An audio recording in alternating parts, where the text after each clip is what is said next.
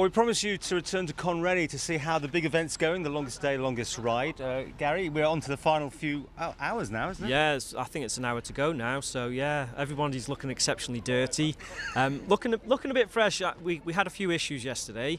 We had to close part of the course off through to just issues. It was getting really cut up and it was getting a bit dangerous. And then we had really high winds up here last night, so we had to suspend racing at 10:15 till 6 o'clock this morning.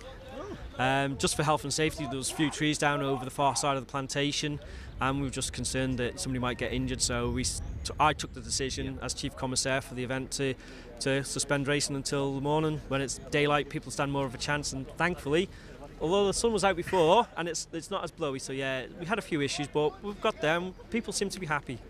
Well, I mean, I can't believe how many cars are parked out here and the amount of support, and it's a real buzz, the whole place, and people going past all the time. I mean, it's a challenge, isn't it? It certainly is a challenge. It's not only a challenge for these people riding, it's a challenge for us organisers as well. You know, logistically, we'd never expected this many people turning up. You know, we knew how many entries we had. Yeah. But we never expected people to be parking as far down the road as they are. But the camper vans are here. Everyone's making a sort of weekend away. Oh yeah, well that's it. You know, motorhomes. People have been up here since Thursday night camping.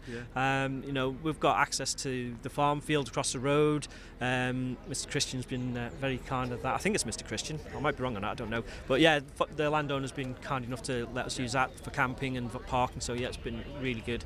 People have really pulled together. Well, I say better now to go into this all finished, but maybe even at this stage, people now might be getting the urge to look forward to next year's event. Well, yeah, next year's event, yeah. Too far away. No.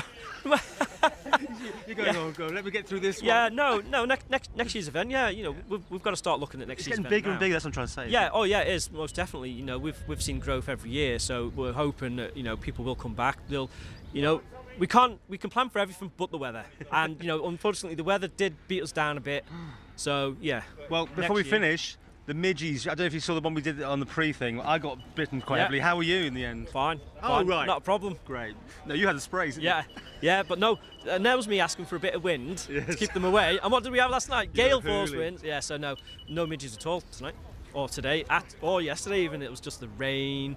It was really pea soup up here. It was horrible, but people kept going round, and they were still smiling.